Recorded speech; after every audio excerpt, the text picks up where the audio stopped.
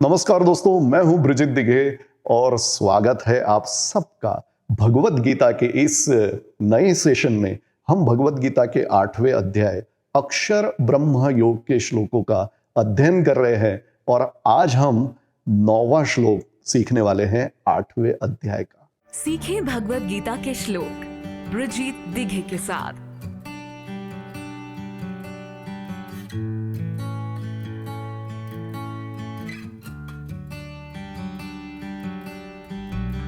Okay, तो चलो शुरू करते हैं।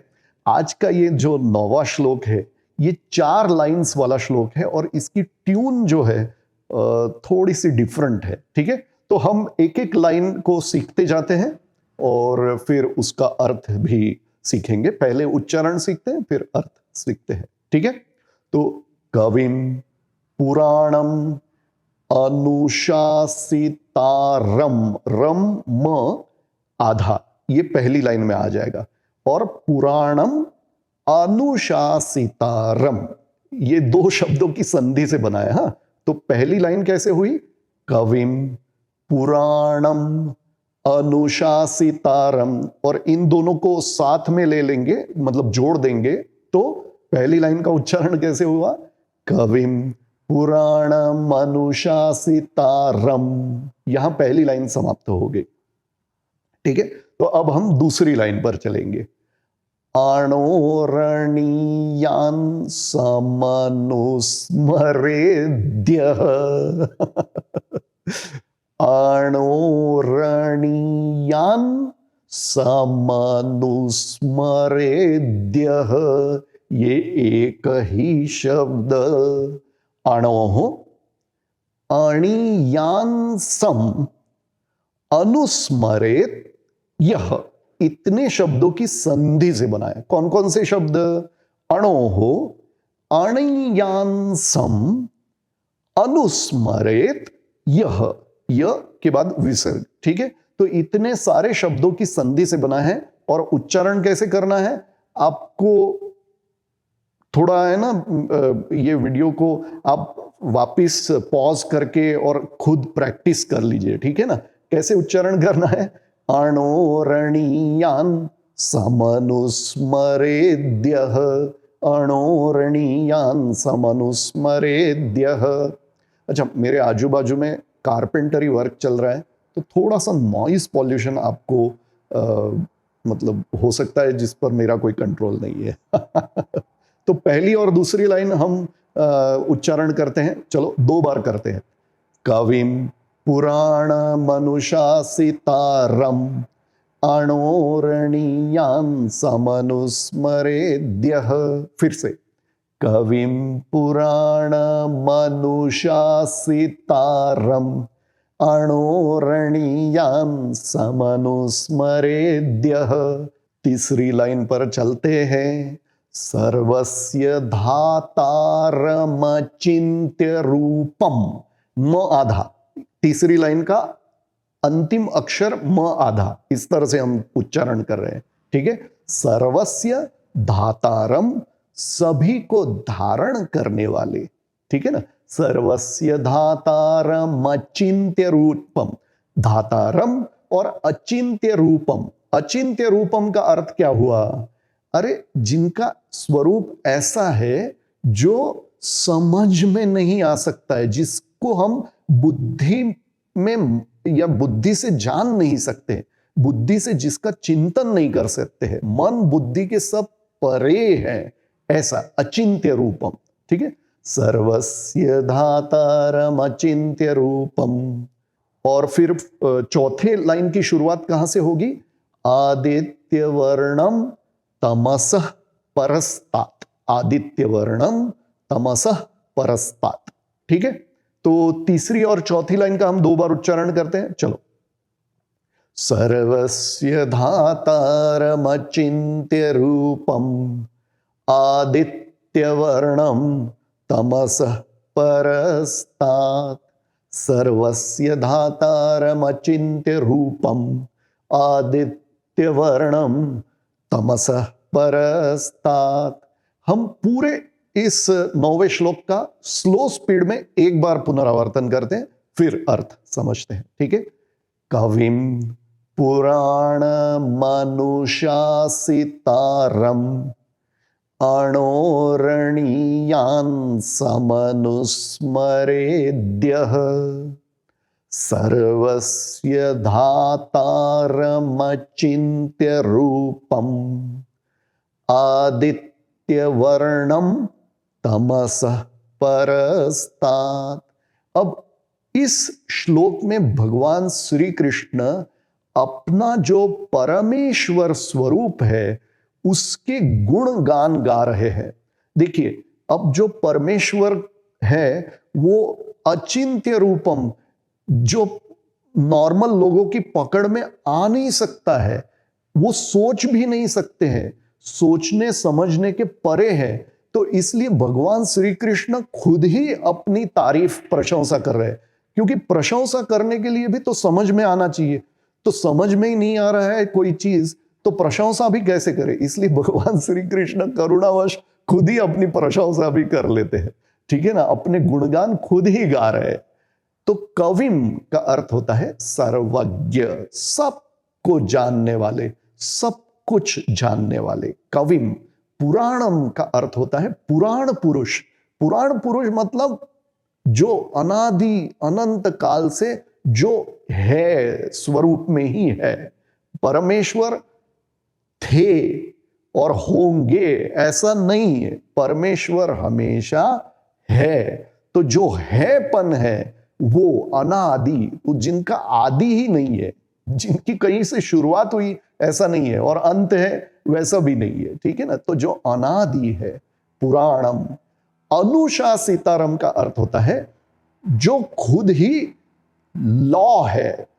लॉ का अर्थ होता है नियम, नियम कानून, जो खुद ही नियम कानून है। अर्थात देखिए, कोई भी वस्तु आपके हाथ में है और उसको आपने अगर छोड़ दिया तो ग्रेविटी जो है, गुरुत्वाकर्षण जो है, वो पृथ्वी का इतना स्ट्रांग है कि वो जो पदार्थ है या जो वस्तु है वो नीचे ही गिरती है। तो गुरुत्वाकर्षण जो है वो एक क्या है, नियम है, सृष्टि का नियम है ना।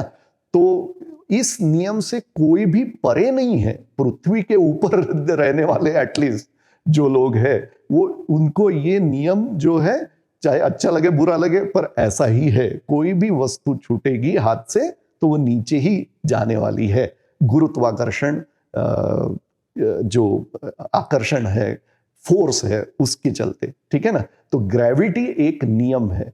तो परमेश्वर जो है वो खुद ही लॉ है, नियम कानून है, ठीक है। तो ये बोल रहे हैं कविम पुराणम अनुशासितारम। अनुशासितारम का ये अर्थ हुआ। अच्छा, अब हम दूसरी लाइन पर चलते हैं। अणोः अणीयांसम अनुस्मरित यह। अणो अणीयांसम का अर्थ होता है जो सूक्ष्म से भी सूक्ष्म है।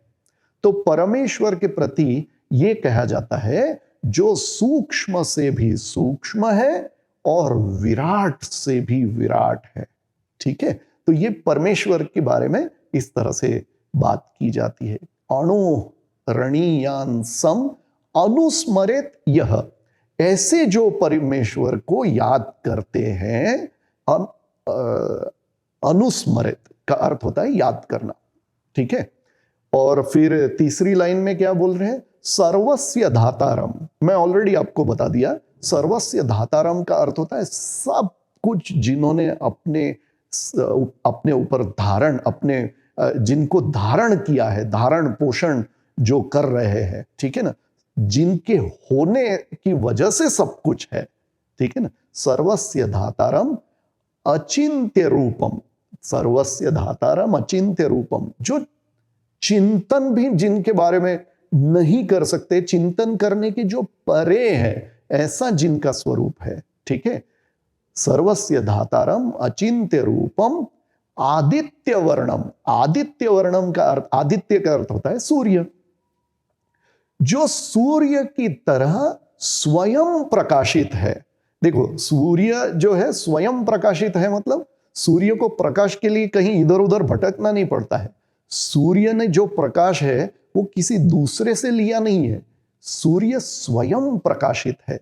और प्रकाश का अर्थ होता है ज्ञान, दिव्यता, है ना। तो परमेश्वर जो है वो दिव्यता है, वो ज्ञान स्वरूप है। उन्होंने कहीं से ज्ञान प्राप्त किया है ऐसी बात नहीं है, जो स्वयं प्रकाशित है सूर्य की तरह।